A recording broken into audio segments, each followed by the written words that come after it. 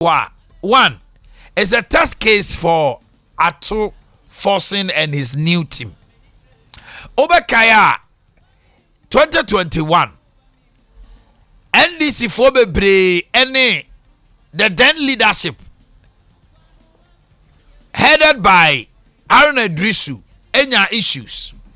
Emma after the communication officer of the NDC Chro Krata Krabedidi say Chief Whip ne Haruna Tem say Omako told to the whims and captains of the MPP as Omako Jiska Emma Muntaka ene Abranti Freno Sami Jamfinya issues pa ma bufo kase twitwe ne ntokwa ne easy Emma party for no bufu on pass Omako approve how a Kumsen Agric minister Kojo Ponkroma and I think Daba Kokahu Emma Koyen Sembebre a bebre crafi said no cracker hunti and at this time around Omoede Harun Edrisu was not in the good books of the leadership Momudi Yino. This is a test case for Ato Forcing. The General Secretary actual command let's just say party penifona edik asumano no dia breno. Can they go through it? Two. Now you can say ministers no I be convert we cramp free more. Almost all the 6 will go because when the opposition is elevated as deputy minister to minister or converting into the Siano Amin Adams, okay? Ebeko and Katie Hammond Obi Amwa Brian Champon Sticker Omo converting. And then they shall say, with this, Omun to mean disqualify Omo ewo vetting committee, never call plenary. Plenary, no. I just have to holds the key there. Even if they have to vote, I just have to still holds the key. Kwaraminti on pay. I was Akwaba, ya also Akwaba. Kwaraminti on this issue. Is it necessary? Say NDC be hold you Omo. Say omo approve omo na e better numbers no so yan champion for near for no pay they be make say if it must be done or say make sure say it must be done well. When was the last time we end this as a party who say Omanhene Yaw yedene me asema me busa the ministers no do so. Oh, they have said it since very good. And what was the 125 action? What was the action? Adea bi wo ho a time wa obe act no e ma ne wrong e bia na wo genuine case but time wa obe act no it ma ho show no nyina wrong. Officer this time they are wrong. Time we amodi Adea we ban enye possible a waste of time as a empanifo ni bi pese o mo detect ma the elected executives no more party hon yo ma ko pie mo rase be dafie hon no say new faces na ba and as o mo detected the ama wo Emma parliamentarians no as shebi nti eye question na Ghana for be busa say people we be hodu and I say en hodu na hodu a the outcome no be say because omo the Adea so Ato Forcing and I make can say an hodu a some way people's way no people's way na beto abonti se no eye shebi a mo de she mu nua no mo fie ho no as leaders no and I me busa say an hodu a e be say we be busa sent in former order we be busu ana and also a question Ghana for busa until me busa say if it must be done I want to make sure say it is done well and me busa say see ana ba bia ya beduro no sempani for anya ntum no ma act upon these people no a dey na be see me Adea ba ko wa say NDC as a party omo ye pa ne say omo policies and no so che bibia ya omo ye Ghana ha because the only thing a betimi ama ahumobro bi akọ ede abo mafa if only say Ghana for who say aban won perform here policies no be me hunu say NDC another alternative the Ghana for. You think the policies will rather yes and never talk the ama to their benefit exactly than this we emfa so bi ama Ghana for soon say na don't say na ministers so what na the ministers so say akura na Ghana ha no emfa bibia ama you sure na dey beba omo mbedi omo gusudi dey na dey beba from 80 to 40. Emfa bibia mba. Mamene Akogan Chichenkomo, Deputy Communication. Akogan, good morning. Good morning. Na a bomb to say. Krata Free General Secretary Oba Edekoma Edom Kuma Omra Shebeja Fie ni se enipa nsia omo kwakotena vetting committee anim appointment committee no matoto oma no womo hwe no ma anye obia ntume sanse Ghana fo su se omo nanado na so afọ dos wante so nanso ase obubu nu egu nasum we ebi mu fi se mode eson kese pa na akoto the new leadership nti se bibi amase ya omo so is it going to be the same as Aruna Dusumu approve ebi mu a omansom ebi mu so busa se is it necessary at this time who ya no say okay madam se no me chia wo tia say we no nsusu here a woman no eso na ora Haruna Idrisu Abreso no yan city emphatically as a political party directing them on what to do during that appointment. All like I very clear.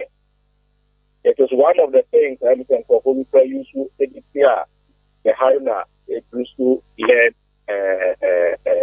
leadership. But the whole truth, as I said, that I know is a more discretionary powers. Now about the issue, the political party, Yamia Wardia or the Amaye, 137 members of parliament. Yemfa and the distract, but a memono, Yadema, a memono, Iran. Remember a typical example, finance minister. Now can come to the head of the Akye. Hello. Hello. Uh-oh. Hello, Akogan. Okay, try and get him back. Kwabra na okasa. Nti Ghana has obi convert him a ya disqualify nada. Yeah. I think Oma approve Obi. I think Oma approve Obi. There's one. Ghana me ade ba kwa minim no say ansa na ebe bo obi Omanhene din so Omanhene blane invite o sebia wo be sports minister no. Enkomo a akoso wo fam ho no. Automatically na yedi kan age what to me da. Oh, na de Ghana na e wo no. Debi o. Ye betu atum. Na do dan kwa kufu ado abo obi din no. Mami he say menya Akogan. Yep. Sorry, the line went off. Mami too. That was say especially finance minister. Yes, finance minister say anka yampa na me sure say ne anka se economy na tete apansam no. Anka ye ba be nya nkrofo bi o meka kire say anka ye pass finance minister anka economy no enye te se ne aye ene adanse no ho. On this level we are not saying say members of parliament no omo reject nkrofo because enfum bi wo omo ho ana say ebia omo ye bibi. It is not about them, but it is the state of the economy. Mino kasa sesiye ye wo appointees and as a ministers are ene omo te ho a omo nya hwe sika kra ebekọ ni ministry ama sa ministry no aye adwuma sika no ende ho into ote ho se ote ho so ordinary salary eno ano no enti impenifo so se mo a omukọ edidie no emaya yen kafu from mum. That is our position.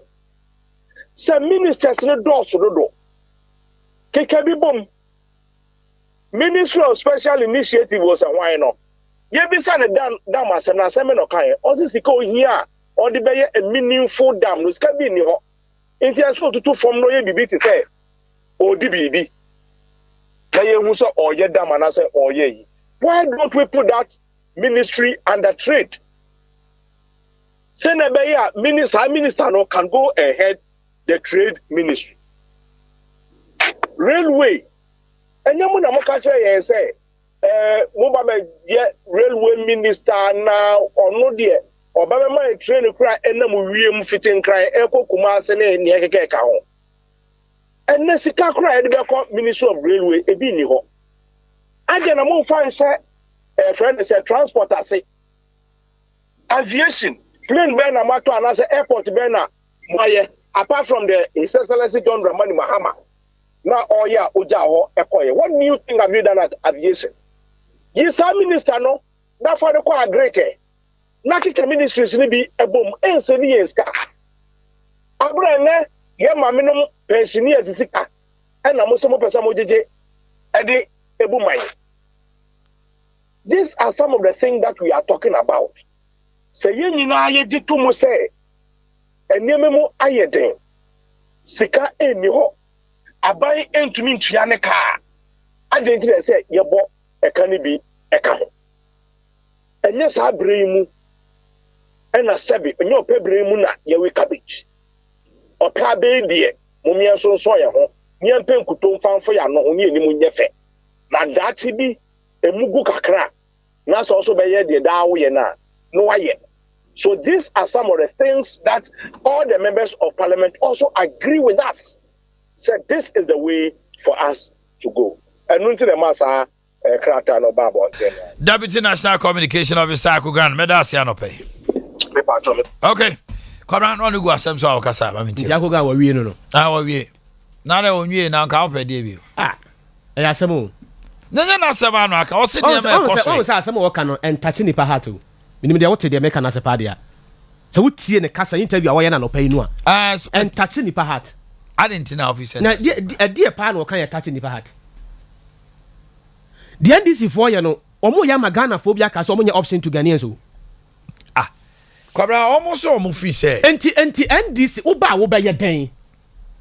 Eno na wo pe. Asem na wie ye nyina ne se Surobade Nyankopon de ne mra nsem so na nipa nyina ase de. Asem na wie ye nyina ne se NDC as a party se mo pese mo ba ba mu. Na mo hu se na Nado Danko Akufo the ministers do so. Nti de na wo se wo ye. Me Kwabena kase me ye NDC ni a. Se me kase bia me ba ministers maybe mema 20 mema 10. Oh, I think the president said the former president has said 60. Not less than 60. As Gracia obete so. Intelligent na mo man nya consistent na nya bia nya campaign message. Boss dem can what you say. It should be a bia campaign message bi na to Ghana fo akoma so. E bia the NDC for can be no kro. Say bia na do Danko Akufo ministers mi do bia sectors bi okra na ye betimi aka bo mu a. E bia NDC for something new to Ghanaians. Nti yan consider o mo hwa de say bia o mba betimi aye. Because I don't think Ghana for say no. Say one obi ka say bia mo nso hwe o meso hwe bi. Because na Danko Akufo de ye no. Ghana ni bia no ha ba say bia be pa kunwa de ka say mo nso hwe a ye meso hwe bi. Nso hwe na twam. Atwam because Ghana for ni ma say. Ogu Ghana for nyani ma say NDC no mo wo opportunity kese less than 2 years. More opportunity kese for all your campaigns and other things I'm waiting there just to win the heart of Ghanaians. Then I'm ye. Communicators no mo he. Nanya communicator am friend na o kire ni entia. Kwamna o kire ni entia amra se be fie. Omu koji nipa we tum a ebe ha o man sikasem. E dey ne be ha o man sikasem. Nti mo ba mo be ye dey ne be ha o man sikasem. Enti ya gisa nipa we tum se sia Ghana be da na ebutu. Say bia ya nya am so betima save sika bi. Enti the best thing for you to do ne say. Ye nie Ghana for ye dey ye din ne ehwe o. Na nya me ya dom na mo te yase na mo ba. Sa ne ma we ye betwam we ye be ye afirim we ye be ye afirim Koma na ni nya bo hye ni ma hye ba politicians ne Ghana for nyi wo mo bo hye die. The last time we won opportunity na me kasa lawyer Boakye Samoa lawyer Boakye Samoa on say ne kasa na mu ha on say me kasa asem no because NDC for the mo ye no e wo so mo nya ade bi proper bet e ye convince skills bet me convince Ghana for officers so far they are not convincing enough. Convincing me. Okay. Enye asem wo mo ka no nya ade a omo heda nkyere bibi pote say e bia mobile phone bi o e na Ghana for mo hwe anim say ye ba ye de be bre mo firi say as omo si gina e ya bi nti de Akugan be kan sisi e senka many Akugan na come opportunity no pay ya boss Tame come be campaign message be me nsa bia. Na campaign message yem farmer na communicate all suit farmer. And this ni bia ni ma dia ombo mbe. Okay. Enti o se bo hu da na Ghana fo akoma so say. Mami ti akosia so gase. Akosia. Mami ti o. Medasia. Wa Ghana no de enim ne se obi a opposition a wodwene Ghana fo ho nokre. MPP wo opposition we bi bai. NNDC nso opposition nso bi abantinya de fofra afi na aba so. Na mampanyi na ado no wontie du obi ka. Enya de mo beka na wotie. Yede nka kadada bese mfinhia nsia ne akire nie. Ya ka se na pamfo no mo do so man ne mu ayeden ye ntete so no. Wo manya afi ne ye ba beka kire ma na so atie. De ekonyina mampanyi ne nim. Wonim se apamfo ne do so ewo so tete so enso ase da bi ewo sam de bi ba nam sa de bi be hyehyemu wo asem ka wo ma wo ka no waka ne se we ye kwatwe ne twentwene atwan korampo no ayire so pa so a we ye baji wo matum dom kuma ne pa won mo nkɔ soro ma fam eduru won ma won mo mpie wo mu aho ne basa akɔ akɔhia wo mu kyefe wo mu ye bɛkyekye de ama won bɛkɔ akɔ wie kyire ye baji atum kura wo nyawe wote ha ne ye de abasa ho nipa so masia na so bente ya gye na tum wo kɔ trade ministry wo kɔ no akɔ akɔhwɛ so edo ma me de anopai baby Ghana adwene ne nam no atu ama ya adwene aye ye we no eduru ma bia na dom kuma ne dom kese no wo mo nsem bia no mkeka no man eduru ma bia ne ye hunu ye nim ya na mo ye gya ho serious o baby Ghana akwa duru no wo man nya we yi o enye we si e betena hanom na enipa no do so na hwahoni senke ye kana nka ban ne tie ene bi ode ose ye yoyo wo ka sampa Ghana ye den ye tete nneoma so ye dia wo man ke enim se bi enke ya ye ka eyire so pa so arehyiamu bi ba no ono agre no fa akoso agya atum se na ado de eche se nya de abeka bibia meneti na ne wo fa so wo man da be no ka so be yi na free ho se si e nche ye be sa kenkan budget enti ye basa atwen ye enim sa ya mafun hyehye ni wi a ye basa atwen budget wo de beba ye twa budget ni wi a be twa 2024 ye se ekọ ne ye de kwoto aba ye mfiri so ma firi akonya so enti de be biem wo mire wo ma ye nwere ye ho anopa de be die ene de be yeah ma me bra wo China I was looking at something obekai 13 ministers now mo call appointment committee enim no omo approve 10 by consensus and a car 3 Kojo upon Kroma Hawa Kumsin and our Greek minister the then Greek minister Koto they had to go through voting yes our 275 our Kumsin fem Kojo upon Kroma Sunyai and our Greek minister and Omunyai said na enyasem ketwakra even with that the NDC had a lot of issues with Aaron Edrisu and his team. Today, me see we a big case ma the new forcing because ebimo so babe hesa yemi yes and can they jump the hurdle say ombetime gina say yeah approve omo kwabena sem no say we a needless to kwabena case this is not Ghanaians want to hear say but to some extent they also say they are protecting the public purse mami too a campaign message my NDC o sa de we are omoye a campaign message yes a campaign message my NDC where former president Muhammad Dika kwa jina Legon was it Legon na say UPSC e ko ka kire Ghana for say Ghana for mo to aba ma me biewa me ba me ministers no me make sure say emru 60 ama man for cry say who betimi say see our regions no yati bia kan wa mana be 16 ube 16 regional ministers ube your ministries bi okra bi agi say okoyi 2 deputies any ade no obetimi o semetimi so hu enti obetimi no wakasa asem na to no mo e na aban bi ewo ho no mo a opeso obeyi ni firi ho e na aban na appoint ministers already appointed 111 no what so de ba 80 e bi kura call say ai Cote for ayebi omodi aba 45 no me ade enti president Nana Danko Akufo do nua pa ni mpon ene Ivory Coast man pani watara osula swala one ne din komoda bia osusu ye bi because ahokire ena aba na so wasa o koy racer for ne se o sa de bi kwa koka ho in the case of a obiamu ade ya o koy the minister of state at the Ministry of Local Government and then the okwa koye dey okwakoye de so obeka ya president na Danko Akufo-Addo ma Dennis Miracles Abuaje appointment bi a ono ne be coordinate all MMDCs CDCs it is here no koye de it obi amo koye de e bia Miracles be report to obi amo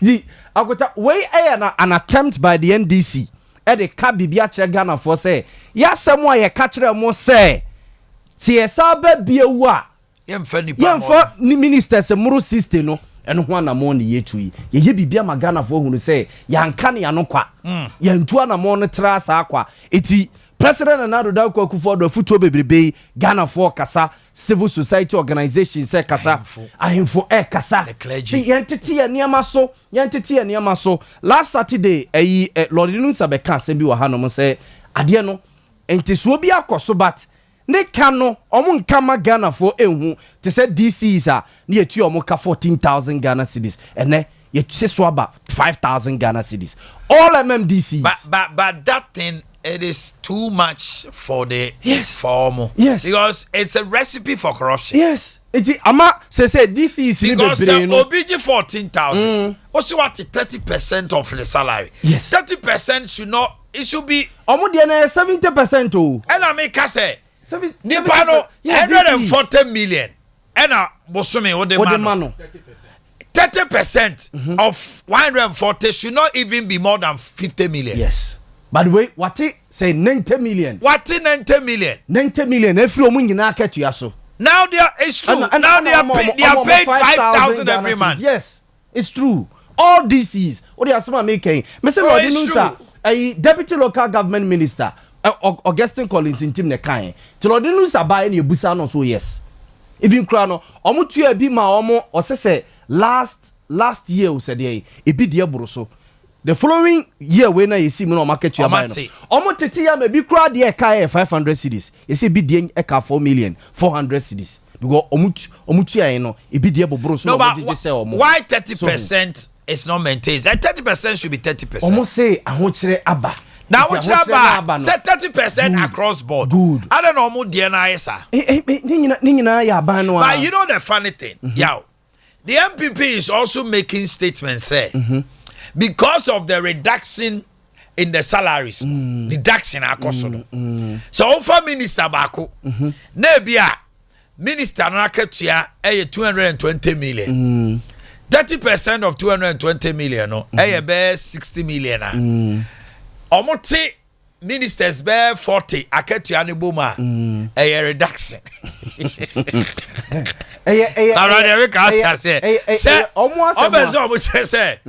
Say aban no sika na auditor minister no ukikaboma be about 15 ministers sika and awaje no you see deputy ministers no just 7,000 was say enti what ministers no so by inference say what is our percentage no almost so argument no argument no na as to say Ghana for better ase I don't see another thing etoji wo makota ne NDC ye no campaign message ni bia no mo Ghana for hunu say truly they will stick to their statement. We will stick to our statement. Adea we o maye akotanya first time e bi esi no papa kofo pens obeka ya okay shekai sikwe shekai sikwe na insio fa good tsunami fa ni you know good unse certificate kofo appointed no siga na koyeye yenyi ntum Isaac Dumade okay no Isaac Dumade doctor ayi anane so edu baby omo ka so omo approve no ede atwinse saa koba saa edu yesa omo ko de plenary said then we sam no omo approve no Atamels okay honorable Mohammed Mumuni yeah ono as Atamels appointing as a health for say trade mu bako gidi ema omo chief aso but still papa no ebedi ni minister ayi mama time ya obeka ya MPP for ka say omo nyi Mahama presidency ntum eme omo call court no eto omo boycott that ni bibi omo nsi wo kra o te say ye pa minister bi ono Mahama na kra na approval MPP for anko na kakofo ko no a kofo nam ko mu ko no a wo mo ekogu ni fie say omo makwan ma ne nko gidi dede wo kofo fie akofo ka kire omo say ba bia maduru no maba be ye omo ani nyina dia omo bie ayi bia no yes Universal Merchant Bank UMB time I know say aban no afa sika oni Ibrahim ama makoto bank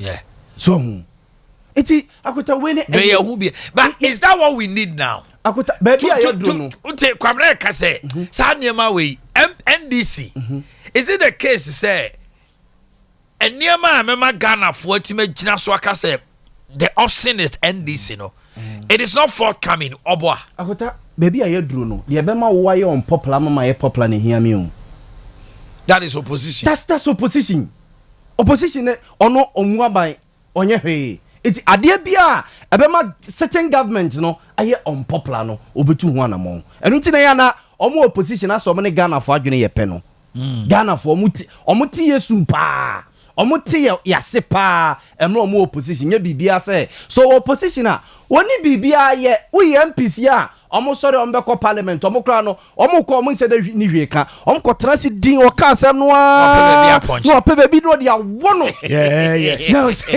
ya no omo ni hweka o omo se minister no ba no omo to di bo so o dia ya hwe minority for no omo to di no omo pebe bi obeye fo so etubo se oye fum so na no atwero no sorry Mr Speaker omo keka na se ho so ti ase bo se no asata me bi o no si ho no we akweta adwuma na no etu omo hu se sadie we ya dia Ghana for but Ghana has moved away from being opposition making the government in power unpopular now the voter wants to know based on the SC1 MPP amamu because Niama MPP kaye any Niama 2020 kromudi gu akwema ma Ghana for koto Ghana for munu so now do you think the NDC making MPP unpopular alone is a panacea to the election? No, policy president say me ba meti na akufo the ministers yanka say doso even till now you see doso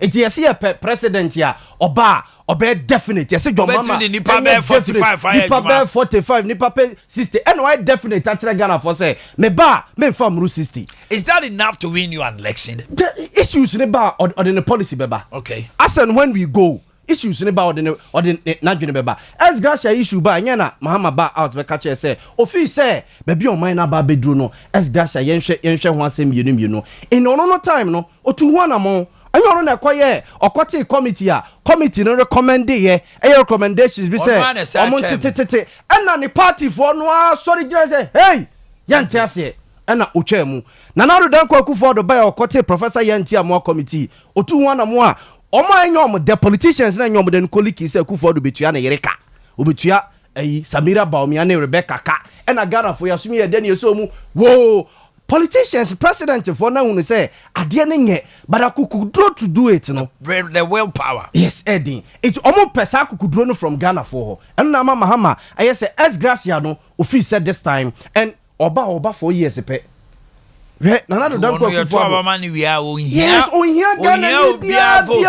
Ghana vote o dey Nana do dan Akufo so that means that your mama can take certain bold decisions and change things yes mama na betima ba sesa niema bebre in our constitution so se obeya because no ba 4 years oba ohia Ghana ni bia vote bio when Nana do dan Akufo do suban this time yes as a Ghana for kasa yenti ohia e bio no ohia ni party ohia dey ni party me so me o say me jali legacy to the legacy o jali dey na Akufo tifia ye bo ni didi enti e bo MPP di the tinana do dey no aya o dey no oye dey jaye wo en no oye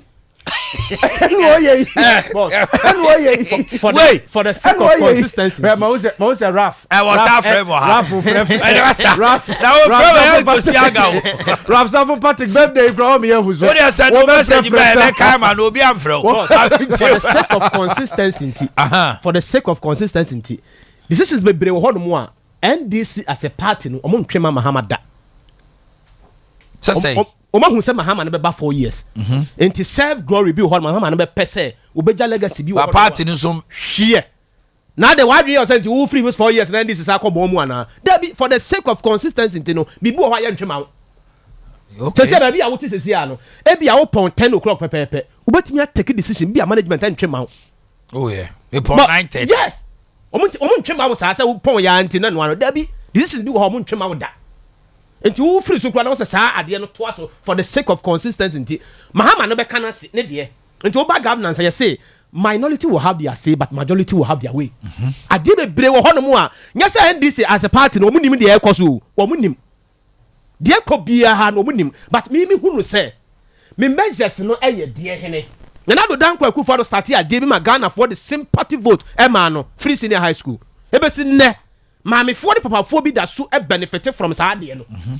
Internet da ho wo bi bia di obias free senior high school and what ton ho and this dia na tom ho aside said the aim and then the ambition of opposition party bia is to make the ruling government unpopular and then ungovernable no mo dia na mo de ton mo ba mato kambu amaye mo ba to socks amaye and mo ba ye dia na amaye we twa mo diapers diapers kora ma me famusia na mere formality ma me famusia na me ma omo aka no me to so say Haruna Idrisu be kwa approve Katie Amon ebe onwa James Afeji ebe kwa approve Katie Amon they can do it James Muntaka be approve Katie Amon obetima approve yes omo ye peeved mo see ya kwaji scan ye first one and to we sumu bi enquire appointment committee ni so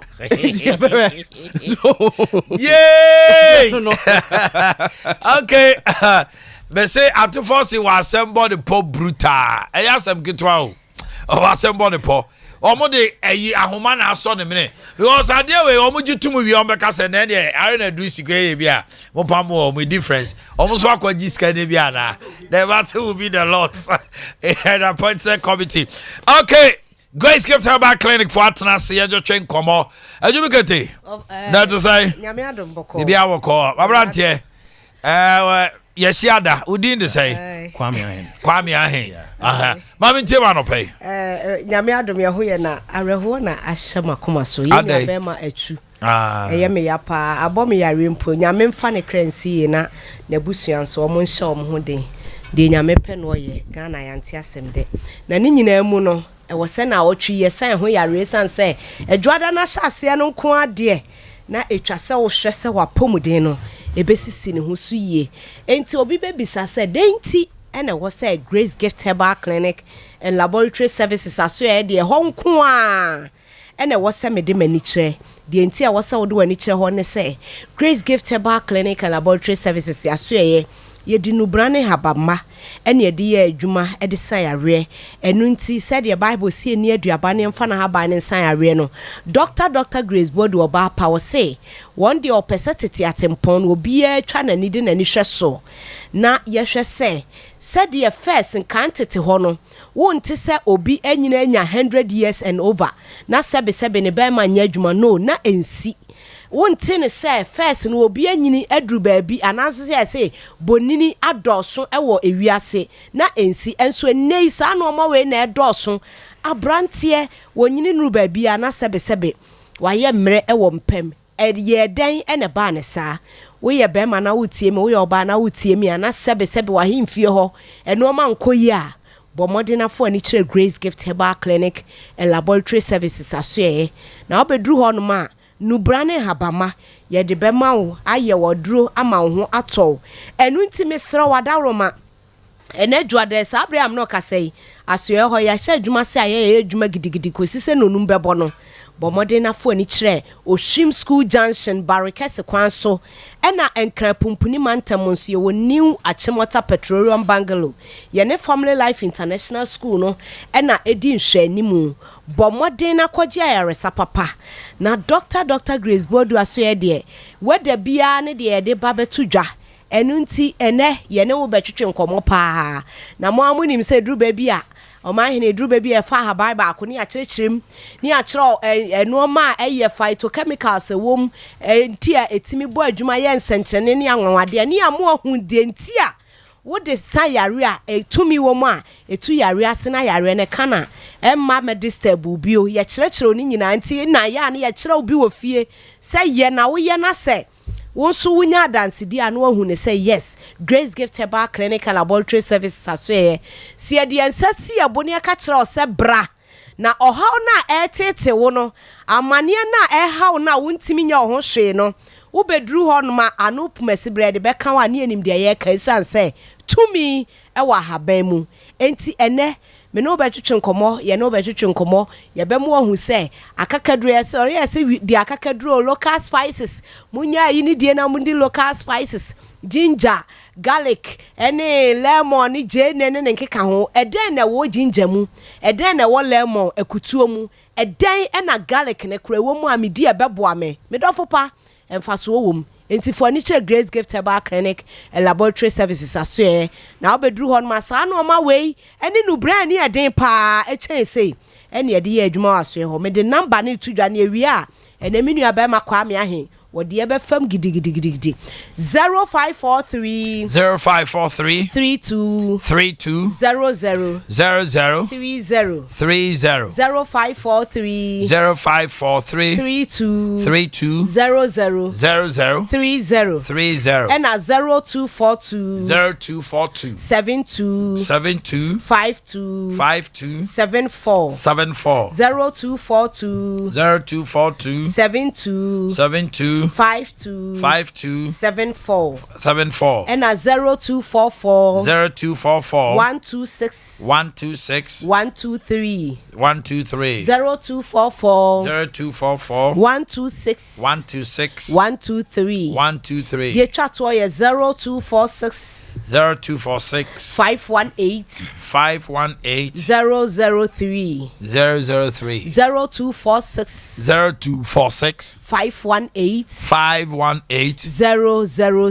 003 yenko enu abema kwame ahe hono mfa yemfa okay kwame yentio medase yema ahwefo ne atifo nyina ache kumase manyina ade chi bia na ye akwanyama ye se yebedi ye ho nkomo na yetua na mopa da bia meka se niema bebre na sebe ede nipa nom ekọ won samachi mpempi no yare kan ho to dan so a atowencha na akwanhia enso kan ho tse de yetu ye nua be me nanso de ne de yare ne de ya na ye kasa ye hye won kuran ka kire won se ayare sabia papa pa ho ne bi ate na wonte ye mpanimfo se wotena esumu na wampene wo munumu a ye hwe nsufin bu so se woto yare ho na wa mo yare ne ho dawura na se bia wanka ho asema ni ho nkomo a ebia na obi atia ya sabia papa ba abonka ye nchi no ye ntimi nkyerɛw na no pe nkomo a ye ba bi ye nkomo a ehwan beboa ye pese obia nipadua na se nipa ban ne gina brane e se de sister adwubi sikan Grace Gift ba bia na ye kyerɛ duro free ne ye pese amanfo hu ne se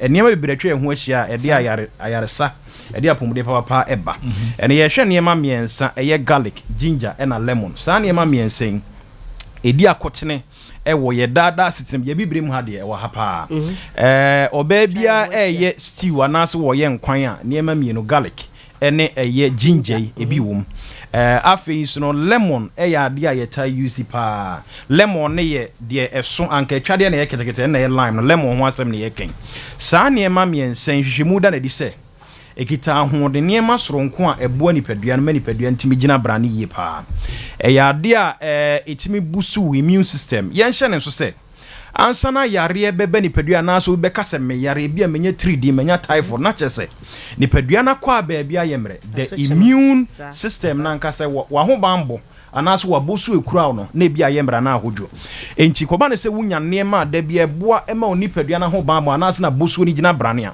yare ntimi mma nipadua na se time me nipadua we ho nkomo ne ye ba bedi sa ne ma miensen a me boss yi garlic ginger and lemon mamini kan fa garlic ya dia ebinum timi crash no mo dia friends no mo anom hwemuda na di se ade we eboa in cardiovascular related disease wono mo a etanya akoma ho yare ne ade nyina no otai no garlic eboa wiye pa emo akoma no mo jetimi di afrusa ne yie ade ba kwa ye nso no se eboa eti bibi srade a eho hye dan hia woni padua num aye tai friend low density lipoprotein no garlic eboa brenase ema ni dua no nyina da wo kama garlic yi so esan boa ema honam tutu anase ya won kakra be oni padua no no ne nyina atimi firi ho wei enti na wo se dane da nyina no oma garlic eben wujade okay mama nsan ka wei ginger ne de yemre ntimi boso na poso ginger ne nso ya ade bi no nso boa yi pa eno nso etimi pain ya wono mo a ewo arthritis honam tutuo in any form bia ginger etimi boa ginger yi kro ya nso ekita bi e frɛ no antioxidant sa antioxidant potassium se mi break ma ya ade a emwa emma bibi e friend free radicals enema emma yare be nipadua no cancer ne manema nyina antioxidant ni bi wo bibim na wudi a eboa bresa ne mane nyina ase emma sa yare wo no enyini nipadua no bebre ginger ekura bi enti obi otadi ginger bia no ne honam dua no na kwara na na bosuo no ejina brana hoden mapa ewom afei combination aye ba be lemon de enim say it belongs to family from citric fruits anka ka ho anka atwade a meka ye ka ho lemon ekita citric acid na ade ye ne se wudi lemon ba ko bia na wa consume 31 milligrams of vitamin C ade e bo ni padua ni ye pa enti ade a meka ne se a combination of sani mami and saying say o the garlic o the ginger now chim lemon kakra e the fra warm water na nom de bia na e boa e ma immune system no e ye strong pa yare ankitikiti bi en sheda many pedua no tiawa ti say dwie nka we whether na the cold ene kata aba na yen hye no say cold ne kata impembi ya na ya as a result of allergic reactions bi obu o ha dust futuru be ko mu na de na ma we nyina ba na ade e ye ne say allergies ne ba ni padua no e release hormone bi e friend histamine sad we e ba eno ene ma mucus e build up e wo hwenim ene ade nyina nti wono e kata bo na ne hwenim asi wontimi home na ne throat nyina ye dry ne ade e bebua yie e ye combination midi kan kan ana sempo obi nya nunum a nunum aya ade a ye nyina ye nim ye ka twede obi ene sa nunum kro ya no obi nya bi ro wa no na oposa ne nsem se nu ohun a de wonya kata this very season bia no ne sinuses ne bibia be clear ama watimi ahome yie pa enti obi anhye ne so sa we ni ade a grace with the bar ye bon dawre na ka kira man for se edu papa pa ho eno na bidro na nanom de sa yare we ehu dawro ene ye bo sister adwu bi de number no be san atodwa na me di wie me ka akwa wie se de yare bi tietie de na busua ato ne pa hwe ne yare enti obi tie mi on na ye abusua mu jefo stroke ageno academ onko ma na abusua nsa akwa no saafo ne ye ka kire won se onti grace gifting kan bomoden ne bra senso ya bon wo dawura kire na nso untu anamo wo ya ye kwadwefo a mepa cho bomoden ne sore ne bra bi esan se mpanimfo se ne waton mo tia pen no achacha board ye upeja na no wabone bo. Okay, final message to Jana peja. Grace Gift Herbal Clinic and Laboratory Services aso enchi ato no Dr. Grace Bodu wa yiri mu den oja enchi ato na kire se ni 2 minute nyame de amano e wo no brane haba mamu se on fansan are no na kire se eni ho biem enti mesro frɛ na woni entwetwe nkomo eye 0243 0543 sorry 0543 32 00 30 0543 32 00 30 and 0244 126 123 0244 126 123 0246 518 003 0246 518 003 the jatwo eye 0242 72 52 74 0242 72 5274 enti ya sori ne ya ka kire se ya hye adwuma se ya adwuma fidwada kwesi ada ye home anopa no wotwe si anwumre nonum na wotwe de ama me nua be ma ne kan no garlic ginger any lemon wo de blend opa fa show fridge anopa bia anwumre nonum abele cap ne ma ansa no wada wo be hu de besi. Thank you Omanhene and Adjubikete of Sompa. It's time for panel discussion. Join us live on Facebook. That is Sompa 93.1 or YouTube Sompa TV. Honorable Ekyoko from Port. And I say, Honorable, now what to say? Bibi Aboko. Afi Yenshai. Me ma feel seto. Yes, ya feel pa. Mami chat way free on the entwaso. And na ye nipa num bia woda. The edi kind opaki collection, the Pac-Man. And there your opaki birthday. I just say on Tadi and Pao no aso neto. The Pac-Man, today happens to be your birthday and happy birthday to you, the Pac-Man. Enjoy your day to the max. Yes. I said that where they were born.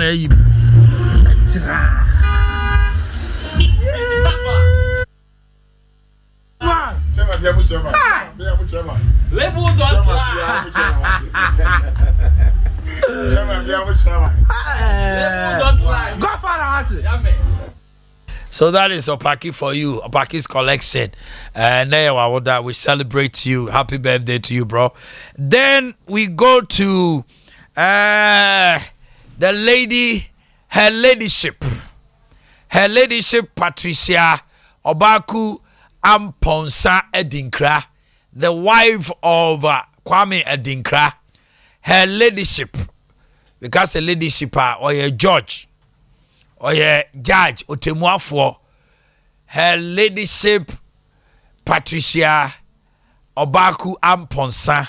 Happy birthday to you, Aku. We celebrate you. You are a wonderful woman. And then coming from your husband, your hubby, Kwame Adinkra, we say happy birthday to you. I know you are not around, definitely, but your baby birthday no go cheaper. Enjoy the day to the max. We love you and we appreciate everything you are doing, the love you're showing to my brother, Kwame Adinkra. Happy birthday to you, her ladyship, Obaku, Patricia Obaku Amponsa. Good morning. Okay. And I have Mrs. Mandy Asamoah Boateng. Mandy Asamoah Boateng. Today is your birthday. Happy birthday to you. Mandy Asamoah Boateng is coming from your friends at Sompa. And then Ernest Ajimendia. Ernest Ajimendia is also celebrating a birthday today. Happy birthday to you, Ernest. And then Kingsford Jesse of Edum. Kingsford Jesse of Edum. This is coming from Yabuama. Happy birthday to you, Kingsford Jesse. Okay. Honorable. Yeah, I mean it. Yes, Yedin komo. Mokrate won sem bebere bubruja. Definitely meaning say you pass a comment on Achu's demise. And no edda ho. Ena IMF Mami a oda omano. Omugo shai ewo Munich. Osi Ghana ni bia na obi owo wiase obeka se COVID ne Ukraine Russia war affected Ghana sikasem no na onim de oka e ka ho bi pa eno nti na yesi o mani abre by March o mema Ghana $1 billion. That's a sika na o mo komodie no March o mo de di kan beba. What's your friend is saying? IMF ma me penny no di ne de kakraka o just ye to ye bobo and di ne wo ho me de bema osisi a o mo che na sem no Mami too, and some of that so. Yo, then I must say, my approve. Yeah, the Kano, Yenuya, a chew. When you're in funny currency, a brantia. Yeah, was you saw, yeah, all bobble say, Nafi, Martin Hunsen Bebri. So you'll be a no walk on my pa. At the mam or brofo. Now, no question near. Nka, Adru Bra, Bianca. Ober Twasso, I Juma. Na wabo ball amu bi agina di na wo abefa nako yedi hu ya bebre onyame mfa ne krensi afei wo hwe se de ne makra susua no munya nuru bibia ya rehusem yanum kra sebe na ye papa nom enya nu sa di bia no na Kristalina Georgieva. Good. IMF boss. No mu free mu no ye nim ne ko ye ni edruye nti no obi a ya wo ye abisia ede na semwo ya nti onyame emfa atwukra nsie na fe ne yire ne maso awrade nchihiro mo yire yo afei mame mfa free IMF mame no de woka no ono so kasa yen ya ye Ghana fo na ka chen so no so onim ne woka yes so kasa COVID ni Ukraine war enkwanti na Ghana yisika sem adu de ye or say a major factor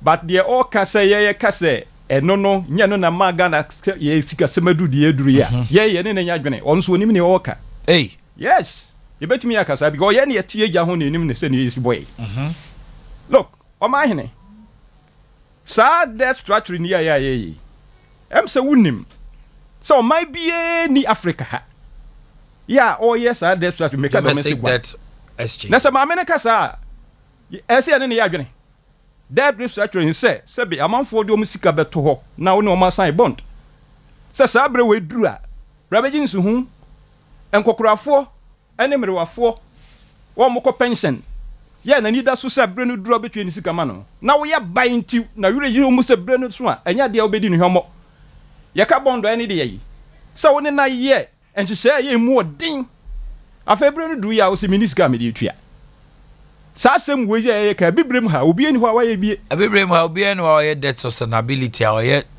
domestic debt exchange sa na sa wo maame we wo ka we ya yanyi ne sense wo yɛ broni nti yanyi ni da na ɔman de tie ne sɛ semframa ba so ahu na ɛdai so pepa yenim sɛ hum na yɛ de atuo that's right obi agi di semframa na nanso sɛ ɛba semframa bɔ na sɛ bia obi adai so pa na sɛ wo die ni nyina adwirigu a na sɛ mo ho the one she show ne ma yi na chess one show no ma yi empo ɛyɛ Turkey ensensem esi em sɛ wo de wasoto fam a o ma che bebre yes adenti the bi dai bu ye na bia ade amu omo a ya omo de contractors bebre a che wo ye ya che omo enti Ghana ɛsɛ sɛ kanaforiata yanche no nanso nka so resign sa maame no ne ye wo kan nyina no de esi ye nyina ye hu no sɛ no wo ye Ghana ye ne client I say lawyer ni wo client on kan ho why you nyere won kan ho sembone ka papa ma no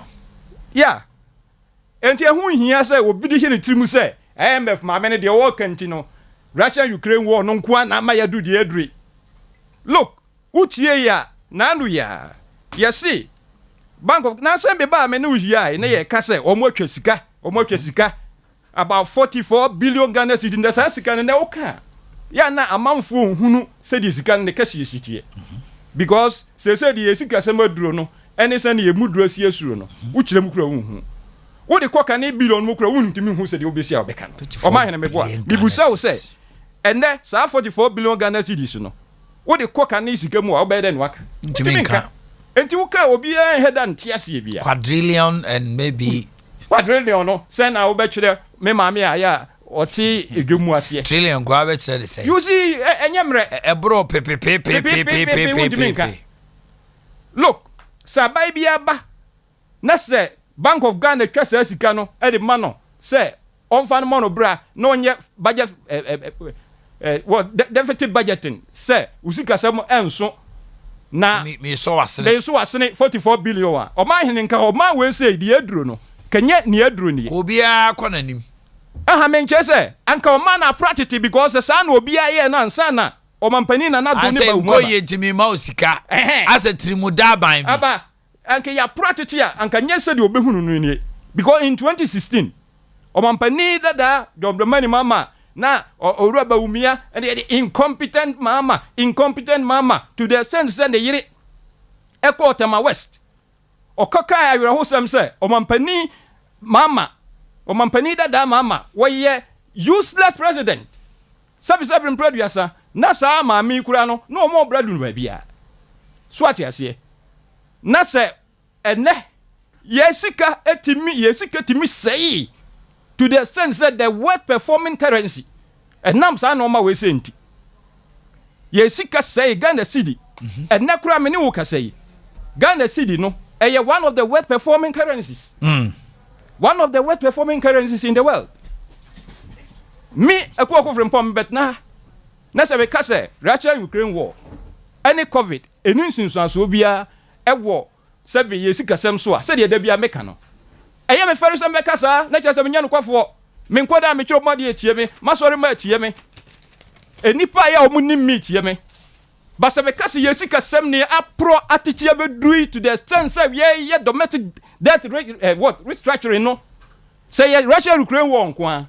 eye covid nko a na me so sabi minim de ka obi a ya sabi oye no kwafo no osuro nyame bia nka sa asem no se ye tika sema ya practice bedu sabre just COVID any Russian Ukraine war na nipa no nsuro nyame officer dey na ka ho seven any maka bebre mismanagement of the economy reckless borrowing na se wokokofa wo mampania odi nibusuani eye ni nua ne maame nua ba eye finance minister na wo hia ni party for ni Ghana for nyina tie no se mo se ma appoint no se minister ade wo boa me sika semu amai compare mo ehuna na so oba na so okokoje bondu bia na ne na dwuma na ye friend se data bank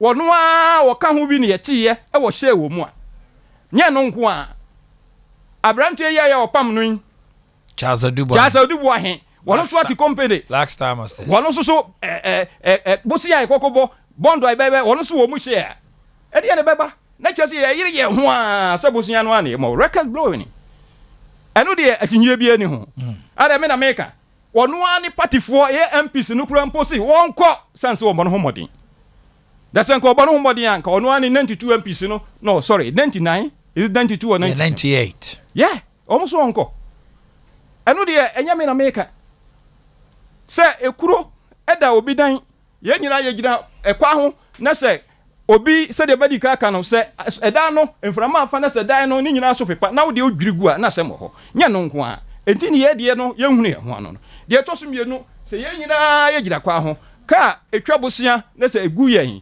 na ho a so hu ebe ye ya no kwasem ni se obi hu se prekope wo de moja pram nan no so nan se bosia na ye etwa me egu mi nan ho no eno na ama moja pram ne afa ye bepagya onan no na ekuro da ho enti eno no enya bosia no na ama moja pram ho na mom ekuro ne da ho Ghana ekuro da e na dada ansa na covid Ukraine war eba ansa na covid eba na covid 2019 ego na ye nyina ye but figures show say those were the best moments of the economy COVID, with 7.6 debt to GDP because growth. Of in papa 2016 papa that way buy but after 2016 no 2020 no omo here say omo here deficit budget deficit financing by Bank of Ghana and normal has say Braya it's the gains of 2017 to 2019 no NDC want to say with because, IMF. Yes, with IMF. And yet the handwriting of Kenofuyata. Maybe some said, "Dear pan on by Omoye." Dear no me. Because who SHS? Oh, see a economy as them. But it is money into the economy. Money into the economy. Free HHS, no? Yes. Minia, Tia. Media, we are buy now buy a 2 Abama.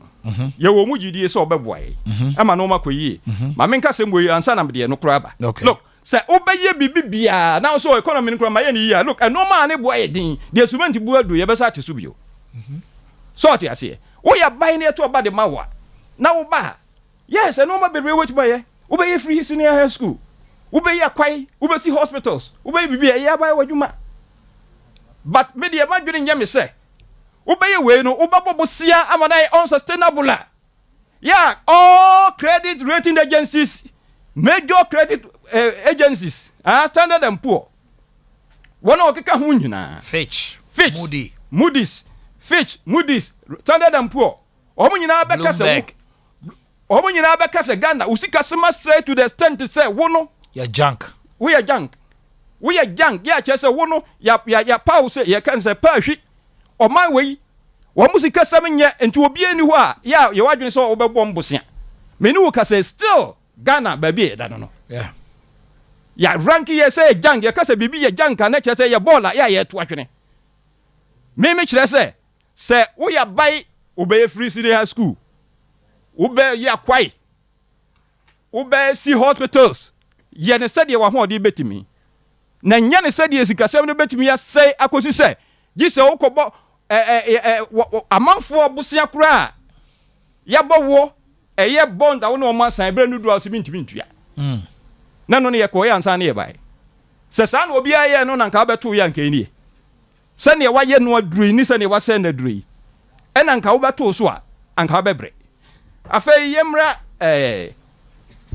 ministers no appointees no see approve no yes me de se wo mo aka no mbe ne saa anka ye me de no kwase bi ne menu wo mo MPC no se ya changes yi e wo leadership no mu no na fedu ye behwe ne ya evaluate ne ya hwe se e bi o mbe satisfy mu bia it's fine and previously you were not satisfied no bebre wa se na me ka ba no na me de me mani nye ho look how kumsin de ya wo kai no ne ade nipa ya wo koburu ye nkwada ya wo jiwa jitum so on wo lead ye edusi ekoto aba na approve no ono kura nya bi che ministers no bebre ya enti om ho asem bia eye ye nkrofo no bebre ya kan ofori ata mo na mo kan so mo no homoden enso edusi approve no ya nti ho asem bia afi na no na mo so mo ye dey mo sensha no eno no na wo ko ya na so bai enya de ye ni gye ho hwe ya to aba edipa be yesem ngotwe na awuo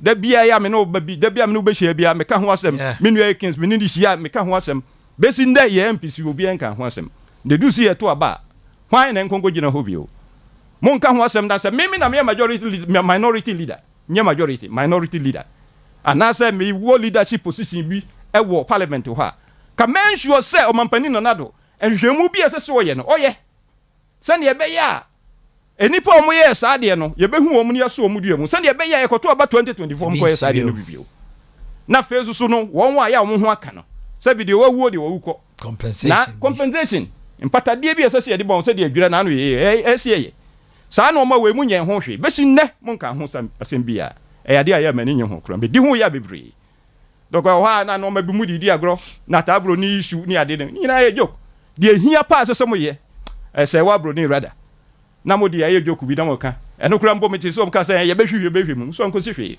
say advanced democracy bia anka uraba no ensem bia ya o ka ya a serious allegation against the president ka si ye hwe mu because a national security issue bia ye ba mu anu o ka say anka ekoku no ya ko robo no say MPs no ye very serious anka so me ye mu hwe mu but eno kura mo ran some di agro say joku bi and I say we say much ado about nothing you see entino media almost on beya yes fine because they said you be can say abai no as a sort of no maso because Omanhene se wutie appointment be ya president why now was see me ba me protected national what do we call it pesa now timu send a joke wo church relations manager our presidency ho technical advisor to the presidential advisor on media.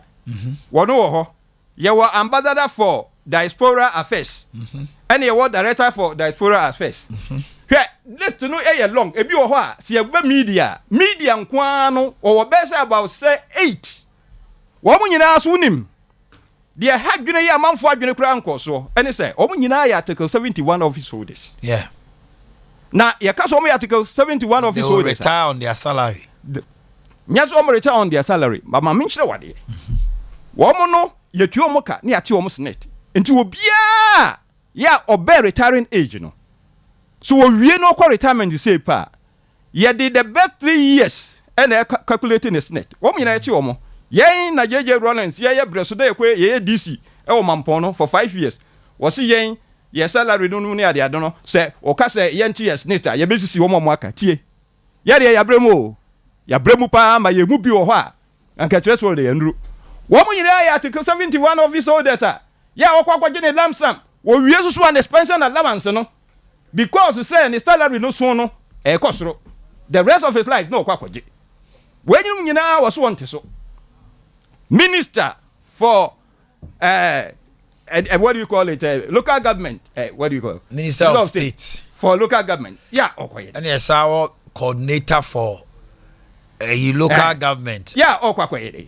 Enti bebrebe ya ye ka kire na nadu nyina wonte. Miracles so ho. De ye ka kire na nadu nyina wonte.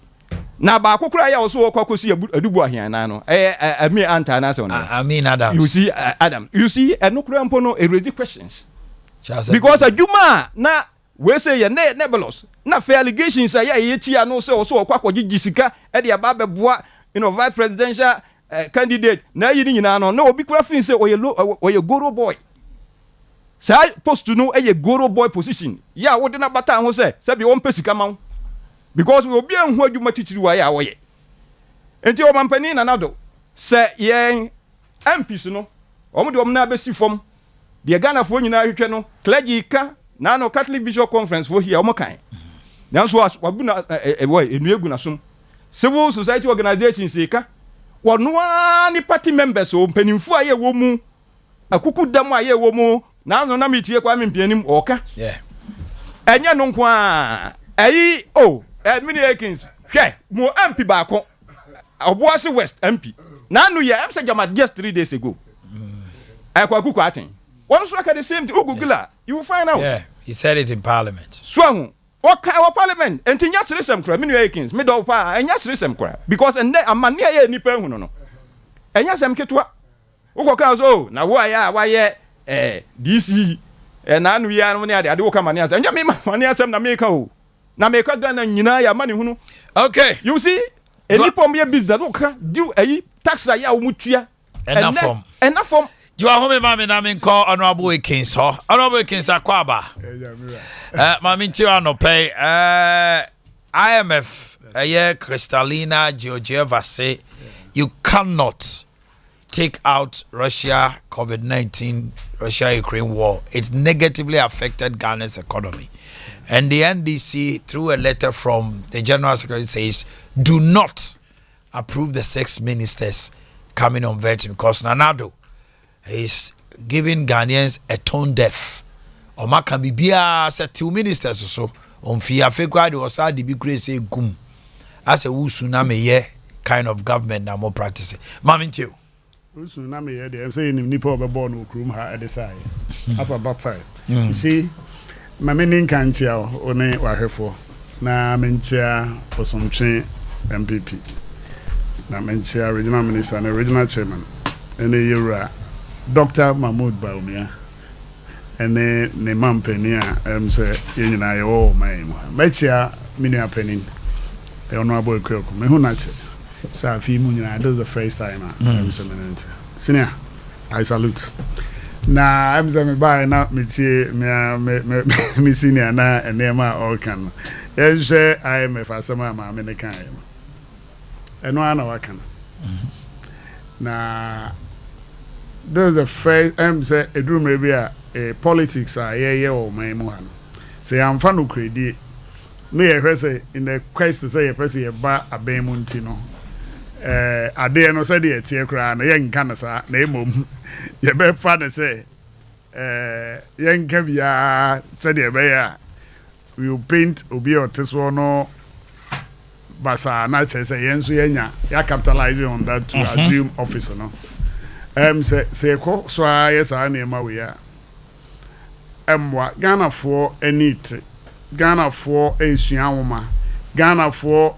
Asian woman kra na yitie ku wa krata say no information e koso wi asemu nyina no Ghana for nso abaye so interested into ade bia e koso oman yi mo no akola kra say e bia onru 18 years on to aba no kra no otie nsem ne bi okay let make an informed decision otie school honsem otie onokro ko school no school honsem bia ye ka minister kasa oti TV ho kro minister ne se adwada ne ye be ko school so ye krom ha na be ye ba bia all the information be ba out what the propaganda it will take you out the woman na say ma me ne dey asem na kan we have consistently said this say over 2019 I don't know now can many happening now you didn't want to understand before that you look at the economy.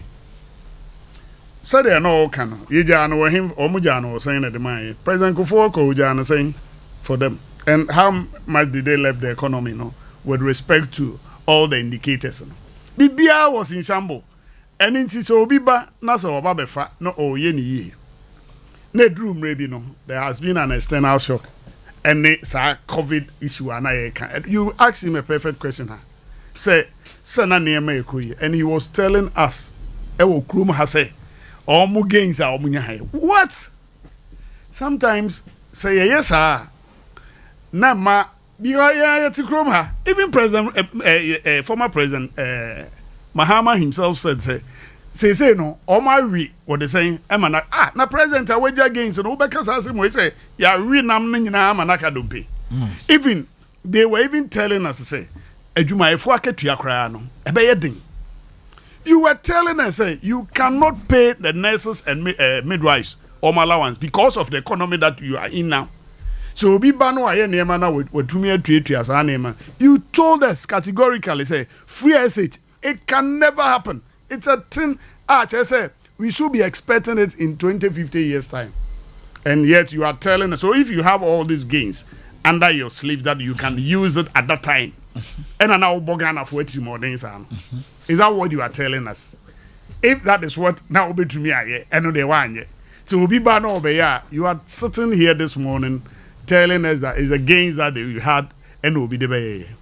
Sebi, amembo no ninti no bia no e won de we are more amotauto mo say mo ye demo what do you call social democrat. They should tell me one thing that you do that shows that always MPP now mo boys a elite party they come to think about these people, but okay these people don't want to understand.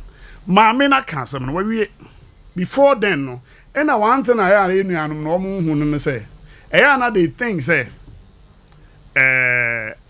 we are no Ghana Hankwan.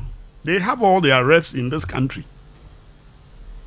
All the institutions we are say we are with a body. And yes, I am quite a day until President Mahama went to one of the when he was asked this question. Chatham House. He admitted it. But Obakrum happy. Said me penny. No, my baby can say no. Over there. The media ask them relevant questions. They push them because a global na United States ade bi to Ghana no obi a ote America no onim.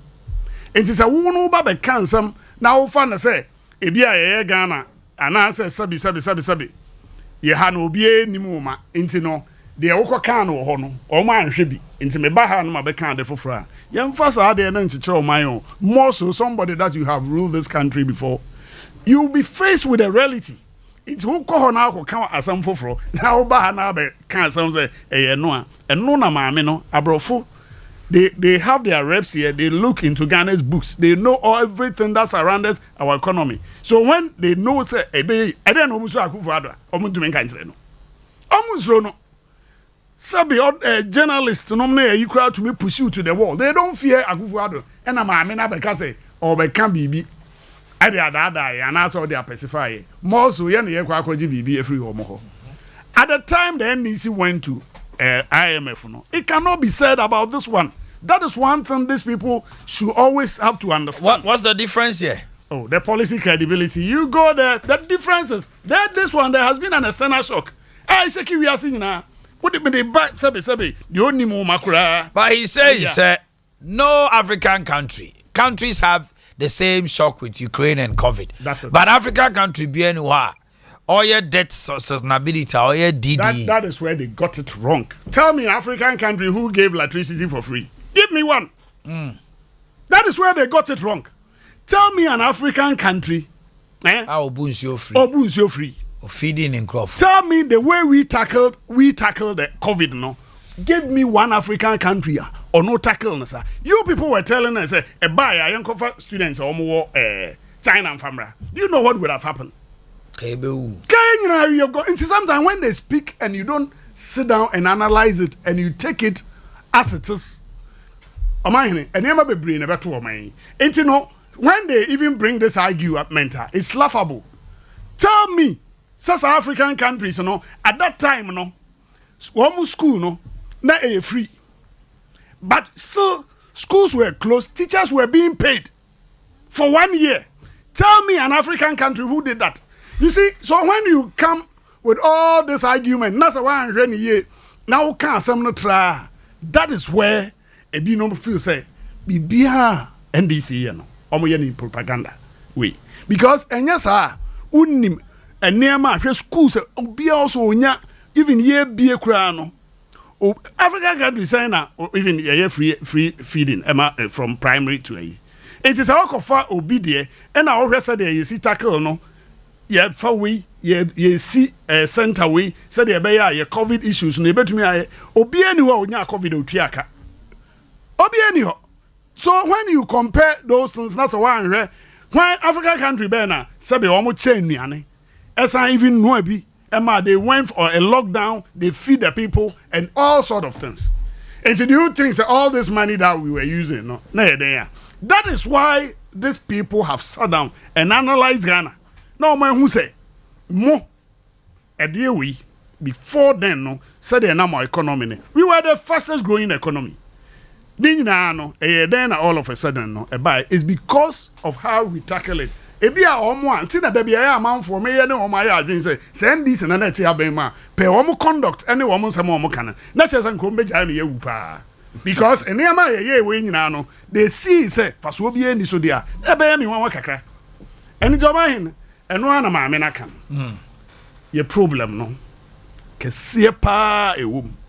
Of course you can bring out this kind of mismanagement and home crone but when you ask them where exactly was that mismanagement, they cannot tell you. And baby, I hear you know. You say a feachi any abufu. The way forward is what we are looking for. Me sometimes when I was even coming here this morning, I don't want to even go back in a way na say minu ekwe run down ofuriata na president say so some na president can say ninu anu amani sikanti ontumi nyinedi. Where did he say that? Sometimes, why not? Let me correct it. Or say, Tamwaya or campaign. Oh, on TV. Sudden. Which you see, Akufo-Addo, His Excellency, the President said on national TV, have you forgotten, sir? On a Buane campaign. Wait, TV. What I know is he said, sir, the minim say Omanhene Yaw and say. Mora Fise yeba 2017 to 2019. Ono no boa peja economy exactly. But say you see me Mora Fise me come because if President Akufo-Addo makes a statement on national TV, it's a complete disaster.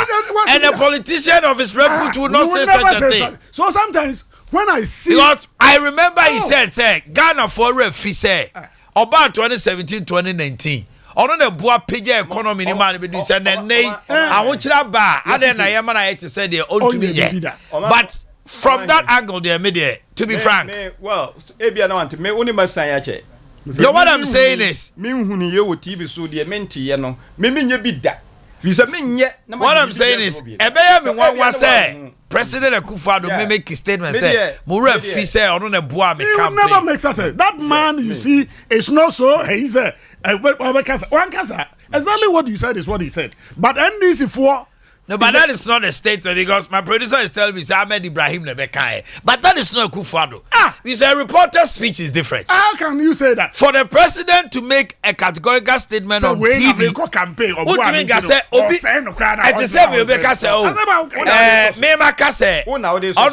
that is the honorable Kwabekasem. It could be I don't need to be okay, you there cross. President never stood on any national platform and have made that category statement that my senior man is saying. And so, a quick one on the IMF. Okay, London, hot digital radio for some fire life. My voice go London. Yeah, that massive. On NDC's issue with the moment our president here, I thought as much. So this is what they would say. But any new appointment behind every count. Already you have started this man say Omodosun Dada. He has not had these are people that they've resigned. Obi was part of this one. Was the deputy minister Dada. Obi meka ho emananyari. Obi anywhere oka ho. E na omo free mo no. E na ye augment na say omo mra.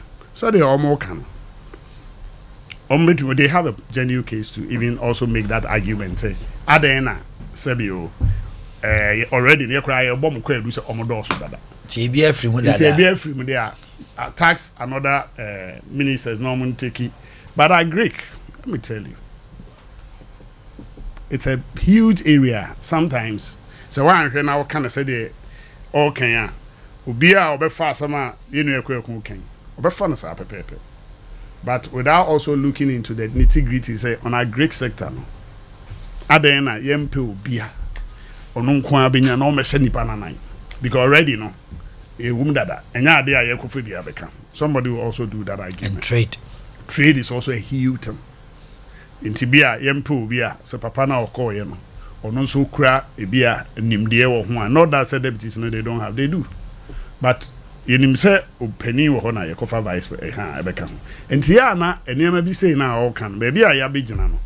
And inti people are raising concern with the Minister of State's local government because you know miracles. Yeah. President appointed him to coordinate MMDCs near the Omunyuma. It Omufi say there's somebody from that outfit creating a whole ministerial portfolio as a Minister of State. He goes with a whole lot of things, even though any office to say a ministry there. Then how do dear who near dear was say and near my baby honoma Omufi say or a deputy local government minister. Why give him minister? I said, "I don't see the Okano any Abia. What already deputy minister that. And one elevation that doesn't make anything. You already earn all that is earning already. Everybody will add. This is your minister. It's like we are minister now. Was our MP. No, we are a deputy minister now. He's a minister of state. And I make to obey minister Ketia. And on saying, oh, sir. No, because some who say, I not member say, I don't want to see it like, and not baby, or I can. This staff is new home chronometer. We have ended that chapter because you look at their time and the time, the numbers no has reduced. But yet they will paint a picture like, so Biaba or president. There are a lot of even a year is under the presidency, but they are all they are on secondment. So sometimes when you don't see those things, NDC for would throw in foot room. I say me my point on this very one. I say, if what the NDC is saying, the intent are almost canon, and yet the MSA queer person canon say or mine on actually say. All that they are saying, they say, Mamu approval. Let's show them. So all the previous a year not referred to Obi Ekoye and Tokwane. So some the minimum Obi Kasa and NDC. Not when they refer to Obi Kopra and Hong. What cost one crop for every cinema or Mumra Metana? Ayawaso. Empatio me boni pankuno. Sometimes a home of cotton. In Tinyamu pooling station need or pooling station say, your bar will be Bunanaso Bio. It's a clear difference. Pooling station need be maybe ho. Ya ne woman nyina to abasa koma ye didi bom ye adwuma what is here to obit you. So as was not pooling session for these are tax, these are people. He's talking about election 2020. Election 2020. What happened? 8 deaths. What happened? What was the reason of their they are being killed or what? Sometimes when you say I don't know akola na otemo ha no make kan say akufado ekum This is sometimes when they speak like this. Police for another MPP for na it's a police officers and now military officers they have been taxed. So do you think these men in uniform they are so daft, they are so stupid, excuse my language, and they will just go and kill people just like that? Just like that. Recently, now me hear a missing movie. Me hear more news be. Who say I'm say one of the mining is a baby anymore. Encrophobia almost a uniform you see, you look at you see the weapons that they are. So there was a time I was make sure the ending and I make can't tell me say it's encrophobia they provoke them to the extent one reggae. Now back to pay. We same Ghanaians. I say I know the Obian can once said the encrophone no more yeah or to me remember more palm trial second. Who any police officer Ben or veterans will be for the me prana, you sit down whilst he hold a weapon. And then you know, Edu maybe na you can't some not try na. Obia will become. Ye nim crofwa they have been victimized. I will chrome her. But when our senior people, because they are in opposition, they see say bibia ya. Ebi na na omo person omo fan na wa ha. Em say nyame adom. Ekopie Omanhene Yaw. It's me the American na say. Your man in the morning. Omo ne omo nka. So omo ko na say omo approve omo. It's not because they consider that they are many. It's because they think ebi na no can say omo no more earlier no. They are in bed with MPP so now so they're supposed to come and do things haywire. That's all they sought to achieve. Okay. They wanted to see. You remember what Yaksin group of companies. Yeah, the Yaksin Heba Mr. Abba for malaria. Yeah, the Yaksin Co. Abba for piles. Yaksin ointment. Wapampe mupa brabeji bifaho. Ebe mautinu na fuaye fe kama. Afei natural capsules eko ema mema edi ahoden ewo empem amabole won kran ohobe huyen sasuna ashtown obe huyen Yaksin ye the silver set ne pants ahodo a ye de edi adwuma ewo fie nso so aba bomodin nya Yaksin mixture Yaksin herba Yaksin ointment and natural capsules obetimi akọ chemical shop herba ne supermarket bia 024 0244-723-541 0244-723-541 Aperitivo non-alcoholic beta nunumbi na enwohro nipaduam kama emfa mau. It is made in Italy. Na it is good for women, people with kidney and diabetes issues.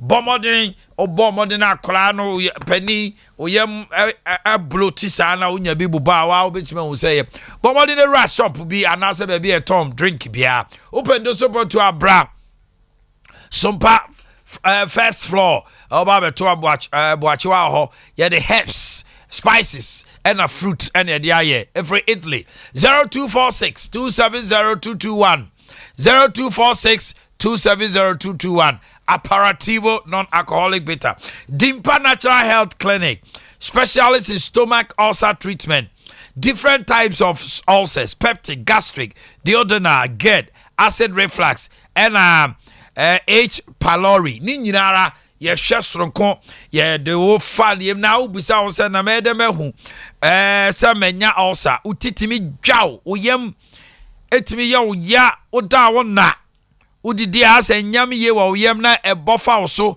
okoko hyehyew na okoko ye wo ya wakiri ye wo ya ni nyina da edi adanse se wanya bibrei na ye mouth treatment local and foreign natural herbal products ye dia ba detox machine be yi fia fru ni peduem blood circulation machine be ma moja dia frusani kama eni asa massage wotra konwa no anu abeba 0245 118434 0245 118434 ena 0246-744-744 0246-744-744 Yawa second floor wireless towers the chamso can even share health insurance scheme a dining moa bra na ni juma na em wow o Comfornochi Bank PLC eyebu afoni ai ma me atop papa to odofo bi oba eye no esika o twa ho ntwa When you have to talk, can fa adie we invitation card no a what they call see ye no. Mabusia penny and then can want ase no one sign. Ghana card, afe death certificate, proof of death. That's a postmortem. Idia that's the way ne kuno. Mortuary receipt and no fabra. Obenya sika no bosome kra nsa na ye ne dedu amotimi da ye ontutue bia pese oye na interest rate no so esi ho no eye ketwa bi na ye no so wi a ye no be hye ama bosome kra nsa no asase ayedai ateto ka no ka hoen ne bra beje bosia eye buafo o Comfornochi Bank PLC ye ni Power Specialist Herbal Clinic Akwasi adu aye to nsa frɛ sɛ ya catch us when you hepatitis one munra enko ka ho bra hepatitis B jai your immune system enro a betima ma immune system na nya ahoden oba wo oba wo typhoid ene do nam sciatica ena ma wo to ase etwe wo ka ho bra kidney your miracle water ensuo be ma wani so atenwan yesi wani hunhunu ade ne ade kuma se fe yase Honorable Kinsikro Mohonoma, Lake Bosom Chekwan, so I any Jasper filling station in Renimu. And kind, Kwabenya Pokwasi ACP Main Road, and attack right an RGS, any an RGMA Primary School. Herbatin Herba Mister, a powerful immune system booster. Jiri herbal mixture a male vitality. I got a male vitality. I remember bought Juma on Paso. And do I have herbal malamix 2 malaria and general bodily pains? Who to 2 why you boho no be. Cough care so say a cocoa air course raw how be a not tonic and so do I have tonic I'm what TBD 0244 544422 0244 544422 and a 0200 383831 0200 383831 WhatsApp line here 0555 797878 0555 797878 Utumi di na oboya ochewo utumi di na wani su brew udidi wi e honam ya obasa udidi wi e duane ne hyew so ai mesrawo ukoye so pressure akra peja afi sugar level ni nyina ye spices enya udi kan aduane no ho die eno nti ena sankofa spices eto safrel edwa so ma me ukwa mesrewa kobusa sankofa die nti na mesi kobusa sankofa ye na nanom no anom de ye nuane o na ye de pepre ye de efom wisa esuru wisa ginger enketenkete ene nuane ne niema bebre a ye de ye nuane it is local organic yen srem utumi kofa ayi spices bi na asichire enchene ne preservatives ene chemicals bi a wokra no ba wi ase wuhunu bi da to wi a na yade nko a mesrew edini e ba kope no salt no preservative no artificial colors sankofa 100% natural ukodwa so a busa sankofa okay anoba kyako mami nteu the American say oman wo ho na enoma nko yie wa wo patifo ka obi eka na ye free BBC accountability which is kind of say one of the pillars of good governance.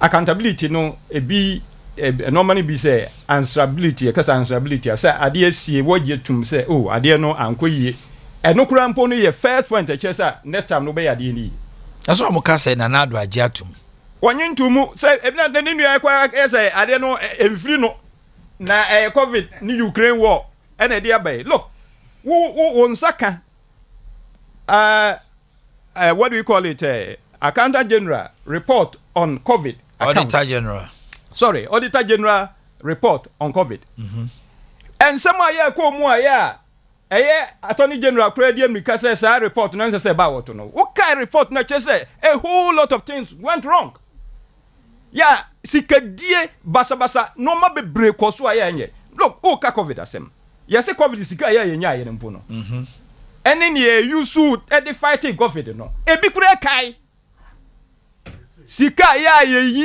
yes ama ya nya sika ya pa ya de covid no sika ni bi kai me de ye budget support e dey asem na wo ka say covid na dey anwo kire ba ana wo de wantie bi sika ya yes ye pe aboa IMF for boy World Bank for boy just say covid no kwa ba blessing in disguise sika ya nya no ebi ya de ye use ye kura bi aka ama ye say de ye bibi fufura aka nti obi nka covid say covid na dey anwo kire ba de to so bio Russia Ukraine war ye Russia ni Ukraine no ebia ben na Ghana ni omudi ya fa no si mame edunti no this ahụ chere na ba be dey no anu maka no okay thank you eji all right baba mi tell na fe mi kwa ahoma no so pick calls be me and sabi sure maybe I said they always go with their spree on propaganda but no emwa Ghanaians are here so they can the say election no more win every so they momo kan in there so na tell there but they more win every you don't even have to come sit here and do any campaign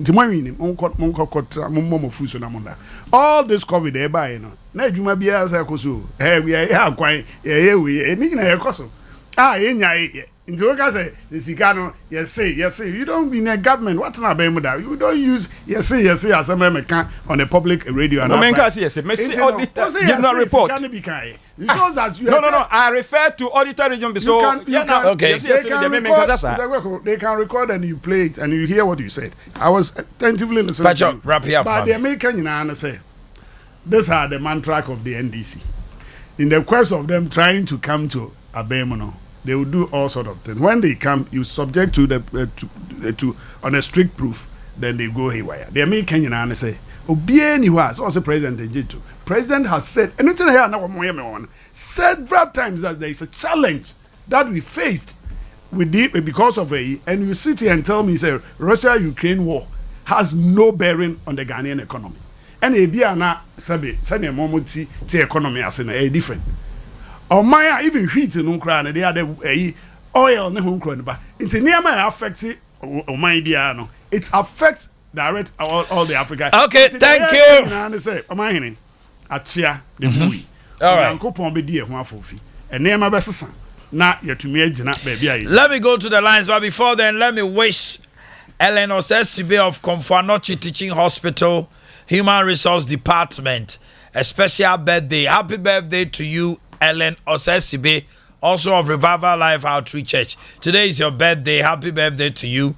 And again, to belated birthday to Reverend Eben Kwaku Datsen. Reverend Datsen, a weekend was your birthday. Happy birthday to you. Deputy GO of Revival Life Outreach Church, the entire church presbytery, and then the leadership and everybody involved. Reverend Eben Kwaku Datsen, happy birthday to you. And there's another birthday, but the name I'm trying hard, from a wife to a husband. Happy birthday to you. Yes. Happy birthday to you. I'm trying to get a name, but it's not coming through. So, opening your mouth, happy birthday. Okay, let me go to the lines. Hello, good morning. Good morning. Maybe I show when you. My own morning, I say, I'm for my intel and pay. Oh, my, that's a bit new, do my power, and I'm a show. Oh, my dear, Nikan is yes, sir, Union Man DC for the bedroom. I'm about some kind of crane of the MPPIN. I'm kind of crane to MPPIN. I'm going to be an American say, by an American say, I hear to a more war, just so far you see. So, Adea. Called the swab, Bankra, Bankra, super. Run about to your mind. I went to know Shama or something ready there. Oh, interesting.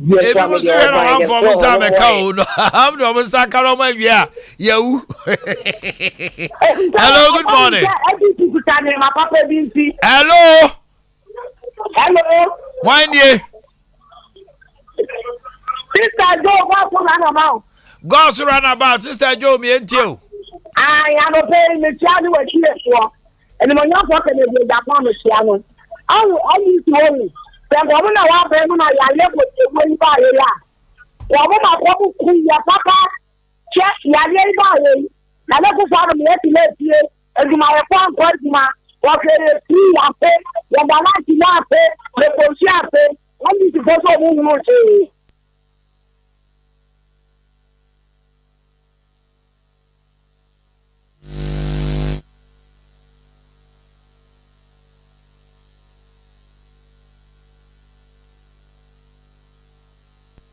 Hello?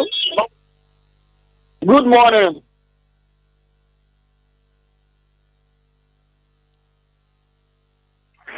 Hello, Nana Jansini. Mamma, Bakuna, Sama, Samesi, Nana Jansi, and I'm a Mafia. At the Papa, we have now quite gentle, you know, Yamitum from Sama, nothing more for the Kupa.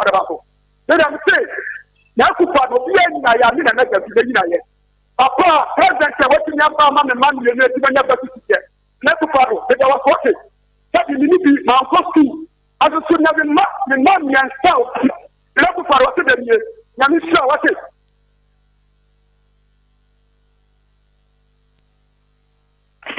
Hello, good morning. Bajo, because I'm Sompa. In fact, the last. Sompa, may you? Bajo, Yana, can be almost a case. You dialect to move free, dialect to move free. Yana sign the Amintazo, Mr. Papa, Mr.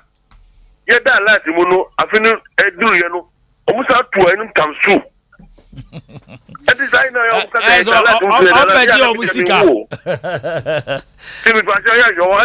cover the second by no. You want people for you, Muka.